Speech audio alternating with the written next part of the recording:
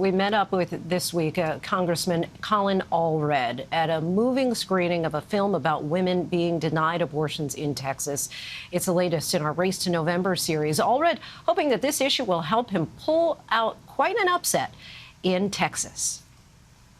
Hey, Congressman, how are you? I'm good. How are you? Hi, Linsey. Hey, Linsey. Hey, Colin. very nice to meet you. Yeah, nice to meet you.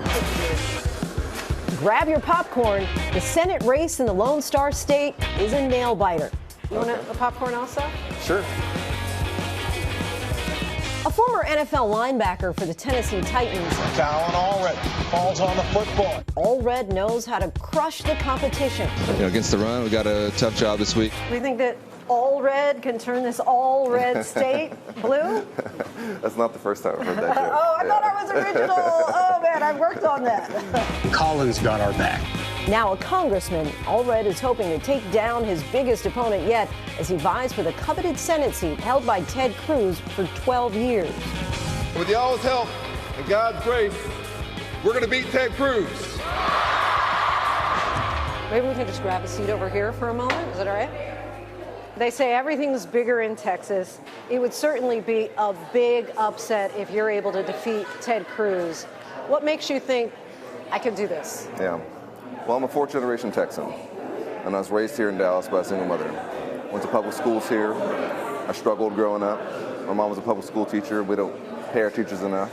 I got a scholarship to play football at Baylor, became captain of the team, played in the NFL, became a civil rights lawyer, and ran for Congress in a district that nobody thought we could win in. We've had 12 years of Ted Cruz misrepresenting our state, of him being uniquely responsible for this abortion ban impacting our state. We're going to Cancun when we need him most. I'm the exact opposite. I've been the most bipartisan Texan in Congress.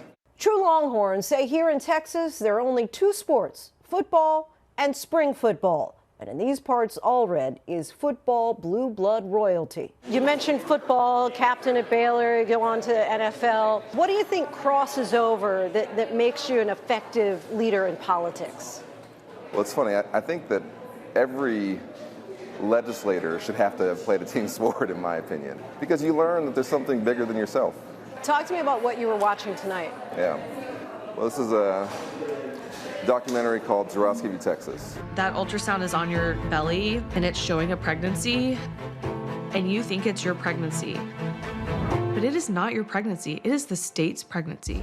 Amanda Zurofsky and her husband Josh, a normal couple who's just hoping to start a family, had something go wrong with the pregnancy, were denied care so long that Amanda's life was at risk, and she's lost potentially the ability to ever have children of her own. And so she was the first plaintiff, really since the Dobbs decision came down, really in 50 years, to challenge an abortion ban. When she came forward, so many other Texas women and families came forward. And, the stories are heartbreaking, but I've gotten to know them, and I can tell you that they didn't stop their fight in the courtroom. They've taken it into activism, and I'm incredibly inspired by them. Just outside the screening, we discuss a real-life blockbuster, the Texas Senate race. If he wins, Allred would be the first Democrat to win a statewide election in Texas in 3 decades.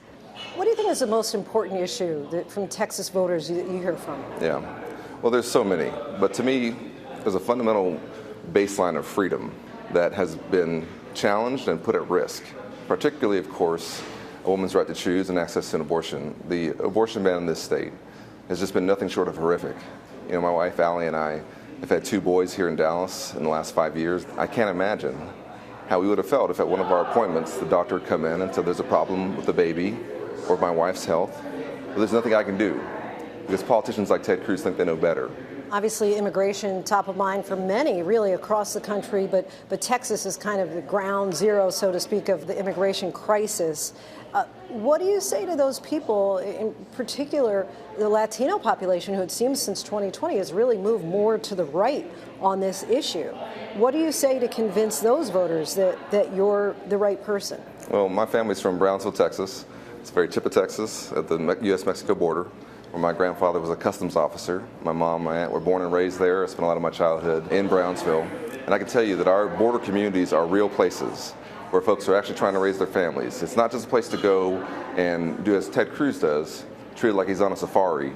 You put on your outdoor clothes and you come down and you see the sights. And you go back to D.C. and you don't do anything to help. Anybody on the internet can point out problems. What we elect people to do is to solve problems. And Ted Cruz has had 12 years to try and address this. And not only has he not done anything to help us fix our immigration system or secure the border, he's done worse than that. He's prevented us from doing that.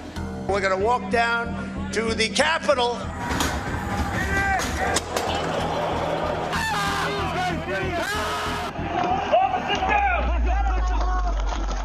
When that mob came, Senator Cruz was hiding in a supply closet. And that's okay. I don't want him to get hurt by the mob. I really don't. You really made a distinction between you and Ted Cruz in the Capitol on January 6th. Give us a sense about what you felt that day, what you did, and if you are concerned that potentially there could be another violent circumstance in our country. I texted my wife, Allie, whatever happens, I love you, because I didn't know what was going to happen. And quite honestly, when you're the only former NFL linebacker in the room, and there's a mob at the door, everybody's looking to you like, what are you going to do? And I took off my suit jacket, and I thought I was going to have to hold this door while my colleagues escaped. And that's what happened. But if you go around the country lying about an election, and if you summon a mob, then when you run for re-election, the election has to also be your accountability for what you did. If you are to win, you'd be the first black senator from Texas. Do you think about the magnitude of that at all? I think that we have a chance to elect a senator who'll care about all 30 million of us. It does have the added component that it would make history. And I think it would say a lot about our state. But to me, we've already been there in many ways. While you were in the NFL, you suffered an injury that caused you to not be able to play anymore. How did that change your perspective on life? My injury ended my dream of what I always wanted to do and that I was enjoying doing and that I was going to keep doing. I was an undrafted free agent. I made a career by scrapping my way into the NFL. And I brought that with me to law school. And so whenever I talk to young athletes, I always tell them, at some point you're going to finish playing.